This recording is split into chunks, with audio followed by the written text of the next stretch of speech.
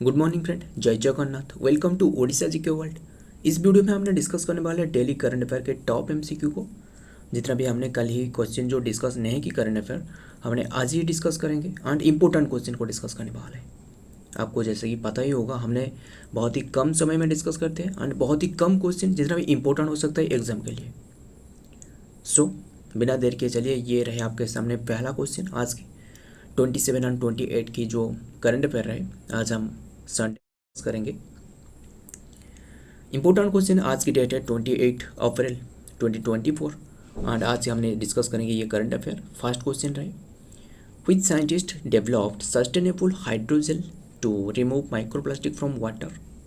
Important question है, कौन से साइंटिस्ट ने डेवलप की है sustainable hydrogel to remove microplastic from water. ये है ये जो डेवलप करवाया गया है ना, जो कि मतलब एक IISSC यानी ऑप्शन बी से ही होगा, IISSC। इसका फुल फॉर्म क्या है नीचे कमेंट करते हैं ना। याद रखिए, जो टीम को लीड कर रहे थे ना, वो है जो कि शौर्य शास्त्री बोस। याद रखिएगा, शौर्य शास्त्री बोस के द्वारा ये कंडक्ट करवाया जा रहा था एंड इसका जो प्रोफेसर जो कि Shaurya Shastri Bose, professor at the department of the material engineering. And ये एक 3D hydrogel for a solution जो कि ये यूज की जाएगी माइक्रोप्लास्टिक को हटाने के लिए वाटर से। इंपॉर्टेंट हो सकता है, IISc के फुल फॉर्म आपको पूछ ले तो याद रखिएगा, इंडियन इंस्टीट्यूट ऑफ साइंस। इसका फुल फॉर्म है Indian institute of science and ये बेंगलुरु में रहे। याद रखिएगा, ये मतलब ये जो हो पाएगा जो कि UV लाइट, जो अल्ट्रावायोलेट रेडिएशन लाइट के माध्यम से light eradication, UV light eradication के माध्यम से ये रिमूव की जाएगी, हटाया जाएगा ये माइक्रोप्लास्टिक को वाटर से। एंड ये माइक्रोप्लास्टिक जो कि ह्यूमन के लिए बहुत ही इफेक्टिव है एंड हार्मफुल है, इसलिए ये हटाने के लिए ये मतलब डेवलप कर रहे हैं IISc यानी इंडियन इंस्टीट्यूट ऑफ साइंस के द्वारा। एंड ये जो IISc टीम को जो लीड कर रहे थे वो है शौर्य सारथी यहाँ रहे, शौर्य सारथी बोस के द्वारा। याद रखिएगा। एंड बात करें, ये जो रिमूव करवाया जाएगा जो कि वाटर से लगभग 93 to 95% तक वाटर माइक्रोप्लास्टिक ये रिमूव की जा सकता है, मतलब pH 6.5 पर यह हटाया जा सकता है।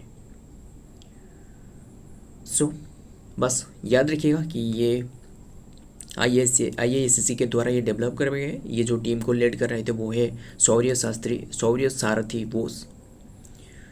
एंड बस इतना ही याद रखिएगा। बढ़ते हैं आगे क्वेश्चन की तरफ।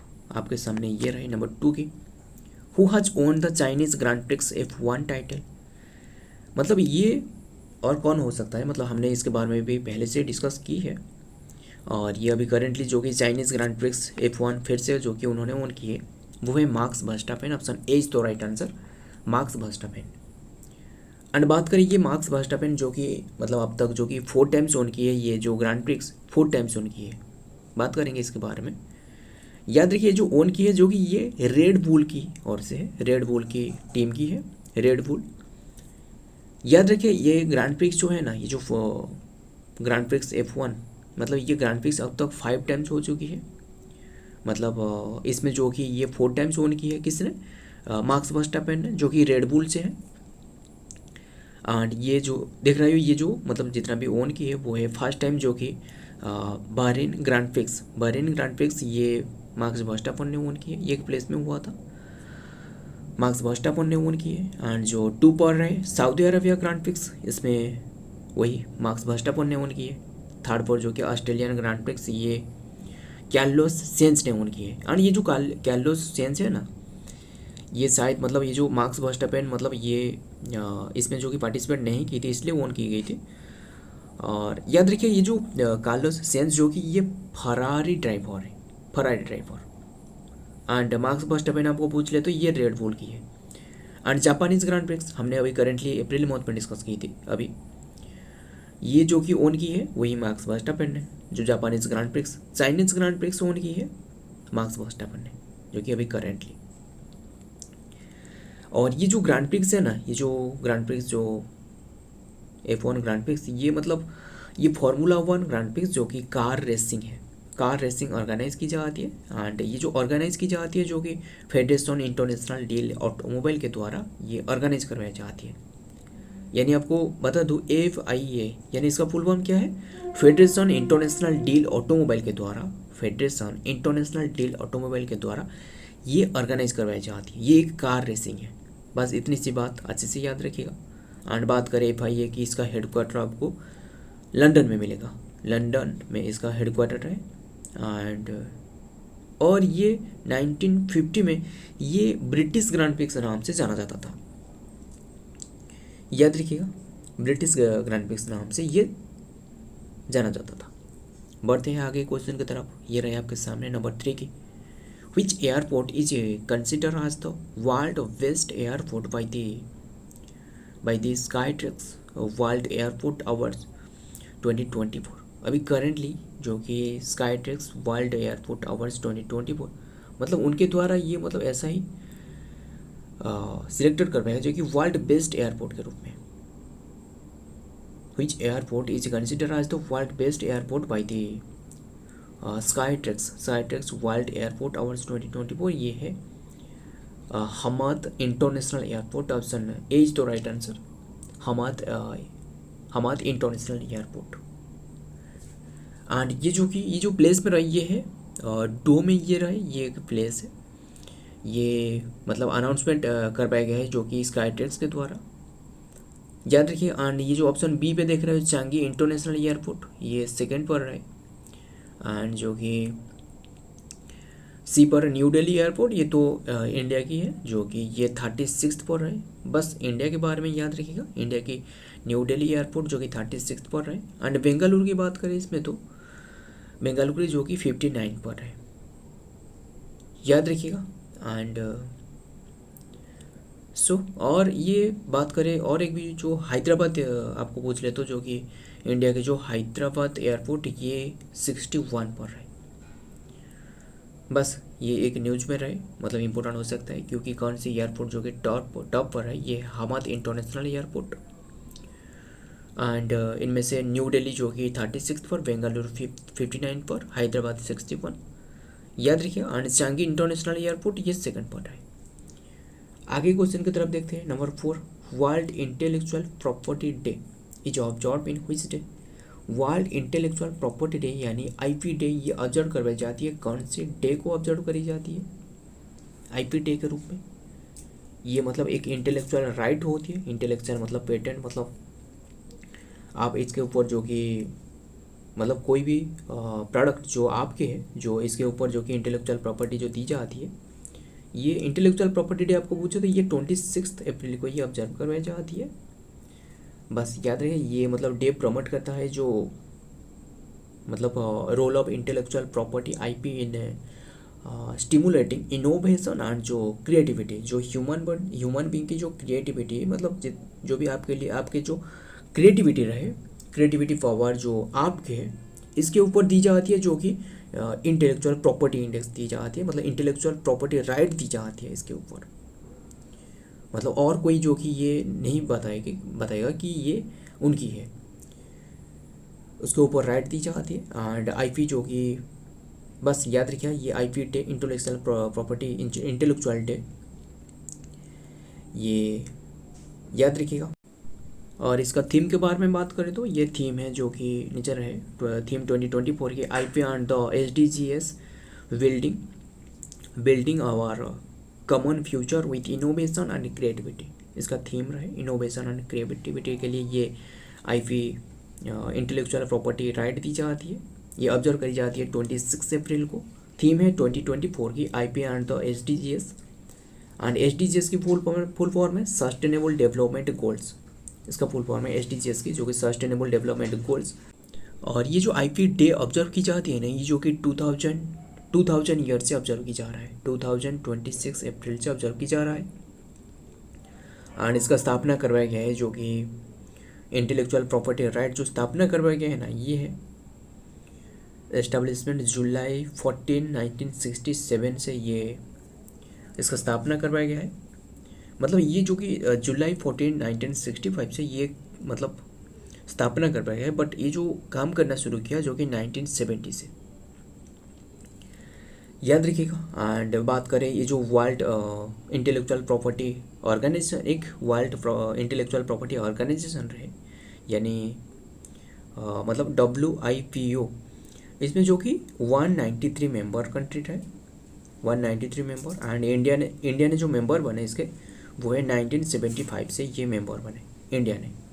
इसके जो DG रहे वो है, याद रखिएगा, ये नीचे भी रहे, डरेन टांग, नाम ही याद रखिएगा, डरेन टांग, ये जो कि DG रहे।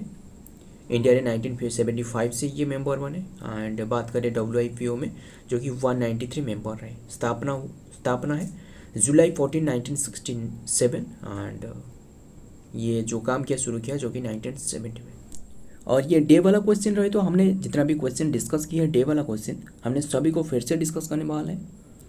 एंड उससे पहले और एक भी मतलब उसी डे रिलेटेड क्वेश्चन रहे, ये आपके सामने रहे, नंबर 5 की। ये एक मतलब वीक के बारे में डिस्कस की जाएगी, ये इम्पोर्टेंट है, याद रखिएगा। ये थीम के बारे में पूछा गया है। What is the theme of world immunization week? What is the theme of world immunization week 2024 which has been recently observe करवाया गया है, जो कि वर्ल्ड इम्यूनाइजेशन वीक, इसका थीम क्या है एंड ये कौन सी डेट को ऑब्जर्व करी जाती है? इसका थीम है, option D is the right answer, humanly possible immunization for all, इसका थीम है। एंड ये जो ऑब्जर्व की जा रहा है ना, ये जो कि अप्रैल 24 to 30 तक, मतलब अभी के टाइम में ये ऑब्जर्व की जा रहा है वर्ल्ड इम्यूनाइजेशन वीक के रूप में। याद रखिए, ये जो ऑब्जर्व की जाता है मतलब की जा रहा है जो कि अप्रैल 24 to 30 तक, ये एक ग्लोबल पब्लिक हेल्थ कैंपेन है। मतलब ये एक ग्लोबल पब्लिक हेल्थ कैंपेन है जो कि मतलब जो लोगों को, पीपुल को, जो कि वैक्सीनेशन के बारे में लोगों को जागरूकता फैलाना इसका मेन उद्देश्य है, मेन एम जो है इसका है। वैक्सीनेशन के माध्यम से मतलब वैक्सीनेशन के बारे में लोगों को जागरूकता फैलाना। और बात करें ये जो वैक्सीनेशन के बारे में, जो इम्यूनाइजेशन के बारे में, जो इम्यूनाइजेशन एक वर्ड है ना, ये किसके द्वारा डेवलप करवाया गया है? नाम ही याद रखिएगा, इंपॉर्टेंट हो सकता है, डॉक्टर एडवर्ड जेनर। यही जो कि मतलब इम्यूनाइजेशन जो वर्ड है ये उन्होंने डिस्कस की है, डॉक्टर एडवर्ड जेनर। एंड जो कि और ये जो कि डिस्कवर की है जो एडवर्ड जेनर, ये जो कि वर्ल्ड की फास्ट जो वैक्सीन ये उन्होंने डिस्कवर की है, फास्ट सक्सेसफुल वैक्सीन, इसका नाम है जो कि कावपॉक्स इसका नाम है। ये जो कि डिस्कवर करी गई थी स्मॉल पॉक्स के लिए ये डिस्कवर करी गई थी। याद रखिए, जो डिस्कवर की है ना ये मई 1796 में ये डिस्कवर की थी। नाम ही याद रखिएगा, इंपॉर्टेंट हो सकता है। मतलब फास्ट जो इम्यूनाइजेशन वर्ड ये डिस्कवर की है जो कि इसका नाम है एडवर्ड जेनर, याद रखिएगा। एंड और आगे बढ़ने से पहले ये याद रखिए, जो स्टडी ऑफ इम्यूनिटी आपको पूछे तो स्टडी ऑफ इम्यूनिटी ये है इम्यूनोलॉजी, स्टडी ऑफ इम्यूनिटी, याद रखिए। एंड और आपको नेशनल वैक्सीनेशन डे पूछ ले तो नेशनल वैक्सीनेशन डे ये है मार्च 16 को ऑब्जर्व करी जाती है।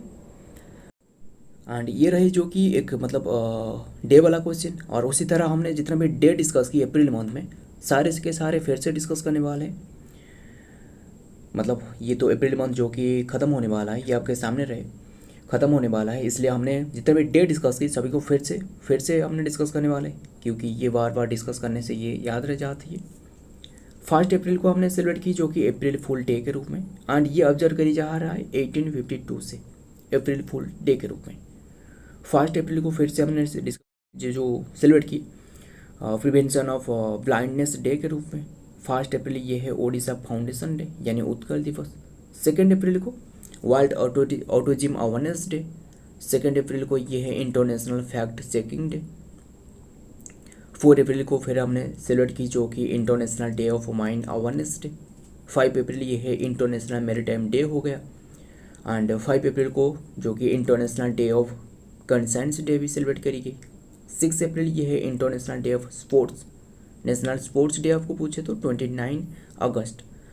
7 अप्रैल ये है वर्ल्ड हेल्थ डे जो कि वर्ल्ड हेल्थ ऑर्गेनाइजेशन इन WHO की स्थापना डेट है 10 अप्रैल को, जो कि वर्ल्ड होम्योपैथी डे के रूप में सेलिब्रेट की गई, यानी WHD के रूप में, वर्ल्ड होम्योपैथी डे के रूप में। 11 अप्रैल ये है ईद उल फितर हो गया। 11 अप्रैल ये भी नेशनल सेफ मदरहुड डे। 11 अप्रैल ये है वर्ल्ड पार्किंसन डे। 13 अप्रैल ये है जालियाना वाला बाग मासाकर। एंड ये जो जालियाना वाला बाग मासाकर, ये जो कि 13 अप्रैल 1919 में ये हुआ था। ये जालियाना वाला बाग मासाकर जनरल डायर के द्वारा ये हुआ था। एंड 13 अप्रैल ये है बैसाखी डे, यानी ये भी 14 जो कि बैसाखी डे के रूप में 13 अप्रैल को ऑब्जर्व करी जाती है। एंड 14 अप्रैल ये है BR अम्बेडकर वाद डे। एंड 14 अप्रैल भी ओडिया न्यू ईयर होती है, यानी बैसाखी डे के रूप में। एंड 14 अप्रैल ये है पुथांडु और तमिलनाडु न्यू ईयर। ये पुथांडु जो ये कि तमिलनाडु की न्यू ईयर है। 15 अप्रैल ये जो कि पोहिला वैशाख। एंड 17 अप्रैल ये है रामनवमी। 17 अप्रैल world hemophilia day. World hemophilia day आपको पूछे तो 17 अप्रैल, मतलब ये जो कि ब्लड की कमी होने से ये होती है। एंड 18 अप्रैल ये वर्ल्ड हेरिटेज डे। 19 अप्रैल ये है वर्ल्ड लिफोर्ड डे। 21 अप्रैल नेशनल सिविल सर्विस डे। 21 अप्रैल जो कि महावीर जयंती भी ऑब्जर्व करी जाती है 21 अप्रैल को। 22 अप्रैल को ये है world earth day 22 April. And 23 अप्रैल ये है world book and copyright day. 23 अप्रैल ये है इंग्लिश लैंग्वेज डे। एंड 24 अप्रैल ये है नेशनल पंचायत राज दिवस 24 अप्रैल। एंड 25 अप्रैल ये हो गया मलेरिया डे। इम्पोर्टेंट डे है, याद रखिएगा। उसी तरह हमने और जो यहाँ नहीं रहे, मतलब 26 अप्रैल को हमने सेलिब्रेट की जो कि world intellectual property day IP day. 27 अप्रैल ये ऑब्जर्व करी गई है जो कि मतलब 27 अप्रैल को भी ऑब्जर्व की जाती है, जो साउथ अफ्रीका की फ्रीडम डे के रूप में भी ऑब्जर्व की जाती है। 28 अप्रैल ये है world day of safety and health at work, ये डे के रूप में सेलिब्रेट की जाती है। 7 अप्रैल आपको पूछे तो हेल्थ डे हो जाएगा। एंड उसी तरह और भी रहे जो कि मतलब सारे के सारे हमने डिस्कस कर लेंगे। 29 अप्रैल ये है world dance day. International astronomy day भी ऑब्जर्व की जाती है 29 अप्रैल को, इंटरनेशनल एस्ट्रोनॉमी डे। 13 अप्रैल ये है world veterinary day. World veterinary day ये 13 अप्रैल को ऑब्जर्व करी जाती है। एंड सो ये रहे अप्रैल मंथ की पूरी डे रहे। एंड और भी 13 अप्रैल को भी आयुष्मान भारत दिवस के रूप में भी ऑब्जर्व की जाती है, मतलब आयुष्मान जो इसके बारे में ये जागरूक करना, ये आयुष्मान के बारे में ये 13 अप्रैल को ऑब्जर्व करी जाती है आयुष्मान भारत दिवस के रूप में। जो आयुष्मान कार्ड रहे इसके बारे में याद रखिए। ये मतलब अप्रैल मंथ के सारे डे रहे, उसे याद रखिए। हमने जितना भी अप्रैल मंथ के जितना भी डे रहे हमने डिस्कस कर ली।